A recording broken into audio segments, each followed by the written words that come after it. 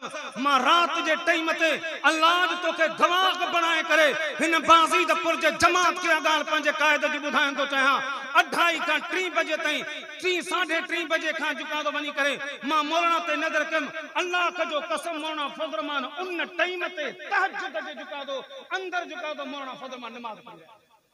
तहां के मैं गुजारिश तो कयां जे डाडे सही तहां के जो का तो चयो मौलाना जो का तो अब्दुल जब्बार हैदरी साहब चयो आम तमाम के यह गुजारिश तो कयां त जमीयत उलमा इस्लाम जो साथ लियो जमात जा हींअर फार्म भरजन था जमात जा जो का तो फार्म भरियो हक जे जमात सा साथ लियो बियो को अमल कोने मन क़यामत जे दिहाड़े बुजुर्ग बेर वारे जे कढो थो मन क्या मैं मौलाना बस आखिरी गाल तो कयां मौलाना फज़लरहमान साहब परवेज़ मुशर्रफ जे दौर में मौलाना फज़लरहमान साहब बदीन के दौरे ते आया साईं बस आखिरी गाल परवेज़ मुशर्रफ के दौरे में बदीन के दौरे ते आया मौलाना रात जो मूड क़याम किया उते असां डंडे बाग में प्रोग्राम हो जलसो रात जो मौलाना फज़लरहमान मुंहिंजे मदरसे में रहा ये मुंहिंजे लाइ वॾो हिकिड़ो एज़ाज़ हो मौलाना रात जो अजीम मेहमान चौफेर मदरसे के पुलिस हुई पंहिंजे जाइ ते असां 3 साथी आसीं हुन मां 2 आहियूं हिकिड़ो वेचारो अल्लाह के प्यारो थी वियो हाफ़िज़ ज़ुबैर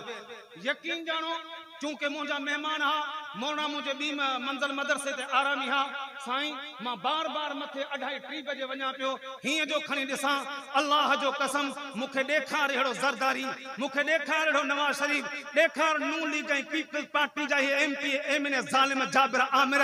जेके ग़रीबनि जे हक़ खाइण वारा जेके लुच ऐं लोफर ख़ुदा जो कसम मां रात जे टाइम ते अल्लाह तोखे गवाह बनाए करे हिन बाज़ी दपुर जे जमात के ॻाल्हि पंहिंजे कायद जी ॿुधाइण थो चाहियां 2:30 खां 3 बजे ताईं 3 साढ़े 3 बजे खां जुका तो वञी करे मां मौलाना ते नज़र कयमि अल्लाह जो कसम मौलाना फज़लरहमान उन टाइम ते तहज्जुद जे जुका तो अंदर जुका तो मौलाना फज़लरहमान नमाज पढ़ी तहज्जुद जी नमाज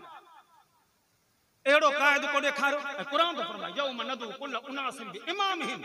क़यामत जे ॾाढे हर एक के पंहिंजे इमाम जे अॻवानी में जो तो सॾु कयो वेंदो कंहिंखे ज़रदारी जे कढ कंहिंखे नवाज़ शरीफ जे कढ कंहिंखे कंहिंजे कढ कंहिंखे कंहिंजे कढ अल्हम्दुलिल्लाह असां कढ हूंदासीं त मौलाना फज़लरहमान जे कढ हूंदासीं जोगी साहब जे कढ हूंदासीं ॾाॾे अलीम जे कढ हूंदासीं मौली मुहम्मद कासिम सुमरे जे कढ हूंदासीं मौली इदरीस जे कढ हूंदासीं छो त इहे मुत्तकी परहेज़गारनि जी जमात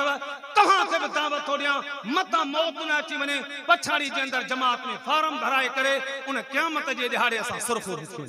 दुआ है तलासी तव्हां असांजो किथे अचण वेहण ॿुधण जो का कबूल फरमा।